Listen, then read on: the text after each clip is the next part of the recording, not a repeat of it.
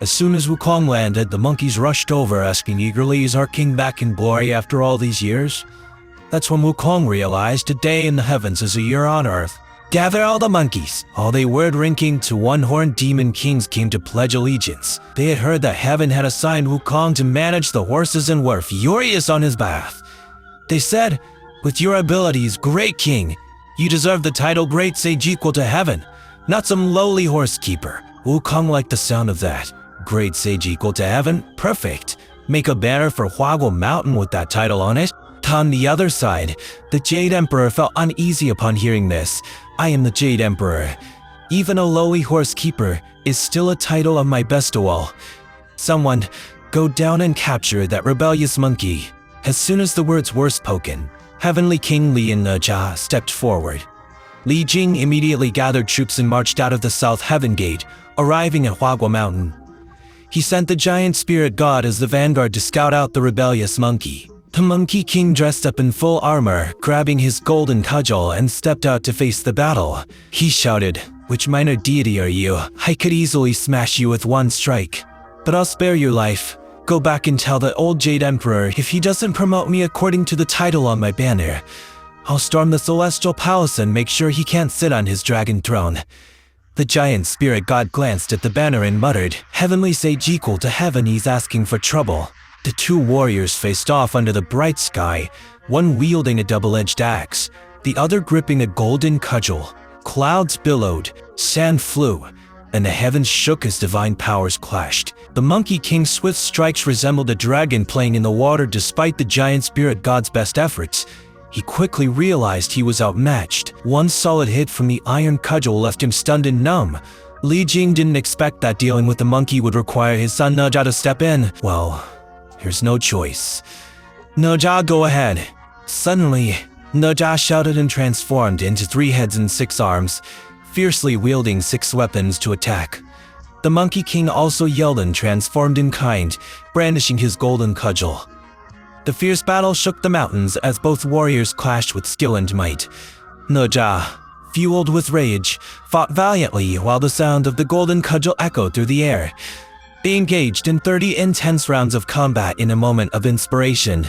The Monkey King pulled a hair and transformed it into a duplicate of himself to distract Nejia. Meanwhile, he quickly slipped behind Nejia and struck him on the arm, causing Nejia to retreat in defeat. Upon hearing this, Li Jing was stunned. What to do? Should he go himself? No. Better to report to the Jade Emperor first. After hearing the news, the Jade Emperor was also shocked. What? He wants to be named Great Sage equal to heaven or he'll smash my palace. Send someone to kill that troublemaker.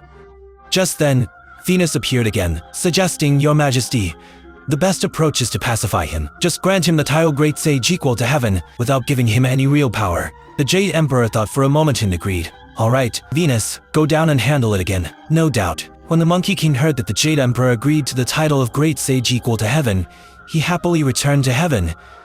The Jade Emperor even built a palace for him in the Peach Garden.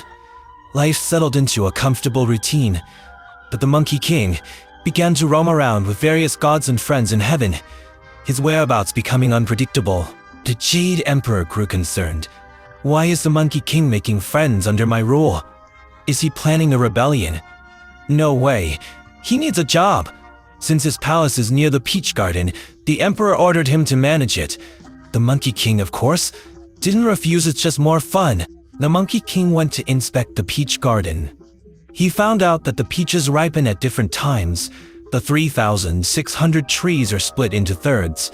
The front section's small peaches ripen every 3,000 years, and eating them makes mortals into immortals.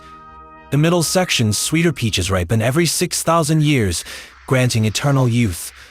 The largest and sweetest peaches in the back ripen every 9,000 years, and those who eat them gain everlasting life, sharing the longevity of heaven and earth. One day, the Monkey King saw the peaches were nearly ripe and thought, as the keeper of the orchard, "I should be the first to taste them, right?" So he sent his attendants away, saying he needed rest, but he was really sneaking a bite. The peaches were delicious, and after that, he couldn't resist sneaking a few every now and then. A few days later, after eating some peaches, the Monkey King transformed into a bug and rested on a leaf. Half asleep, he sensed movements. Even people were picking peaches. How could he tolerate that? He turned back into his true form, pulled out his golden cudgel, ready to strike. The 7 people panicked and quickly shouted, "Great sage, calm down. We are the 7 fairies sent by the Queen Mother to pick peaches for the grand banquet. But by the way, why are all the 9,000-year-old peaches missing?" Monkey King chuckled and shifted the topic, saying, "Wait here. I'll go see if they've invited me to this peach banquet." As soon as he finished, he recited a spell and shouted, "Freeze." Instantly, the 7 fairies were paralyzed and couldn't move. The Monkey King then leapt out of the garden, heading straight to the jade pool. On his way, Monkey King ran into Barefoot Immortal, greeted him. Upon learning the Immortal was headed to the peach banquet, the Monkey King had an idea and said, "Immortal, the Queen Mother asked me to inform you all to first watch a performance at a hall before heading to the jade pool." Believing him, the Immortal left while Monkey King transformed into his likeness and went to attend the banquet himself. As soon as Monkey King entered the jade pool, the aroma of wine hit him. Many were busy preparing for the peach banquet, chatting and drinking. Unable to resist, he had an idea.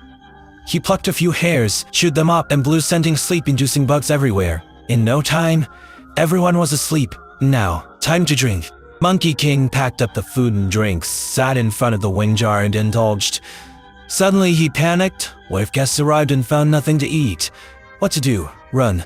Monkey King headed to the home. But after drinking too much, he mistakenly went to the place of the Grand Master. Since his disciples were listening to a lecture, no one stopped him as he wandered into the alchemy room. He grabbed a gourd, opened it, and found it filled with golden elixirs, treasures even for immortals. "I must try one," Monkey King exclaimed. After eating 5 gourd elixirs, he realized the trouble he was in. "If the Jade Emperor finds out, I'm done for." He decided to escape.